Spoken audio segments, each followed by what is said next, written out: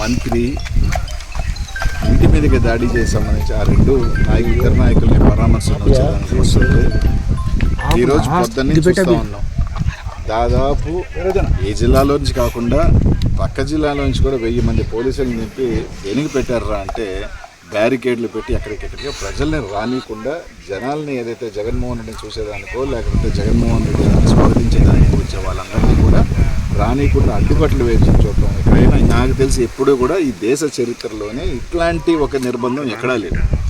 దాదాపు పోలీసు యంత్రాంగాన్ని పెట్టుకొని నిజంగా వాళ్ళే అందరికన్నా ఇబ్బంది పడుతుంది ఎవరంటే పోలీసులే. దేవి కర్మరా మేము చేయాల్సిన డ్యూటీ లేదన్నా ఉంటే పోలీస్ స్టేషన్ పెట్టుకోవాలి, కానీ సిఐలు ఎస్ఐలు ఏం పడిగాపులు కాస్తూ ఎండల్లో పొద్దున్నే స్టార్ట్ చేసి ఎండల్లో బ్యారికేడ్లు పెట్టుకొని ఆడ నిలబడి ఆ బైక్ పోయేవాడిని తీస్తూ ఆ బైక్ పాపం వాళ్ళు పడుతున్న కష్టం ఈరోజు నిజంగా బాధాకరం వేస్తుంది. ఎందుకంటే ఈరోజు ఈ ప్రభుత్వం వచ్చిన తర్వాత పోలీస్ వ్యవస్థని కేవలం ఒక కక్ష సాధింపు చర్యలతో లేదంటే ఈ విధంగా ప్రజలను వస్తున్న కార్యక్రమానికి పోలీస్ వ్యవస్థని దిగజార్చారు తప్ప ఈరోజు ఏమవుతుంది మీకు అంతే. మీరే అంటున్నారు జగన్మోహన్ రెడ్డి అనే వ్యక్తి ఇంకా ముఖ్యమంత్రి కాలేడు, ఓకే.